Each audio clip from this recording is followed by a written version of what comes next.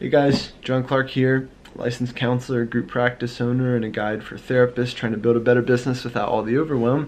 And in this video, I don't know what I'm talking about, other than I'm turning on the camera and I'm starting to talk. Oh, that's right. I wanted to talk a little bit about dealing with negativity, dealing with haters, for lack of a better word. I've talked in other videos about this idea of like when you put out content of any kind for any kind of business, you open yourself up to the input and therefore criticism of others.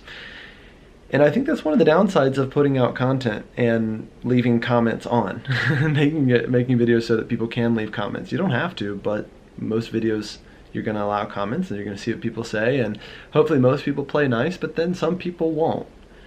And how do you deal with that?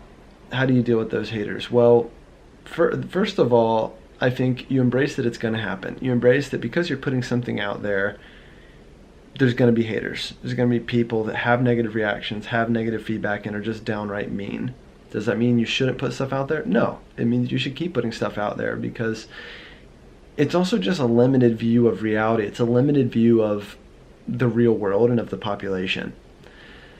The reality is, like, I think, for instance, if there's a really popular sushi restaurant in town and 100 people leave a 5-star review, there's always a handful of people that leave a scathing review. Because I think there's the online forums bring out the polarized sides of people and of things. So you're going to have people that are raving about you, that love you, that adore you, that love what you're doing. Then you have people that just downright don't like you. They don't like what you say. They don't like your face, and they'll make it known. And some would say that once you get to that point, or once you get haters, that you've made it. That people actually are going out of their way to kind of hate on you, in part because they're jealous or they're envious.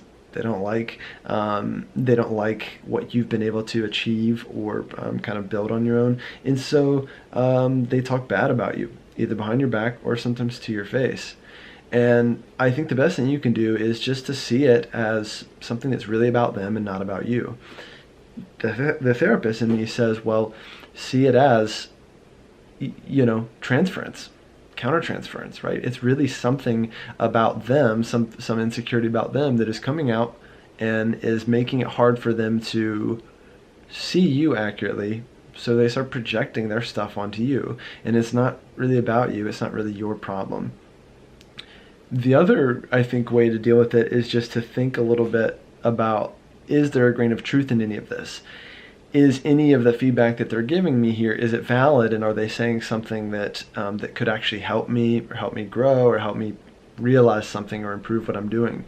I think in those situations, it can be a positive thing to have haters or have negative feedback. I think when you can step back from the emotion of it all, you can sometimes tap into some truth that can be found in there. And even if it comes from a really angry place from another person, I think sometimes you can still find something in it that is genuine, that is helpful, that is actually worth considering on your end. Again, I don't think that dealing with haters or negativity or people who judge you is a reason to not do what you're going to do.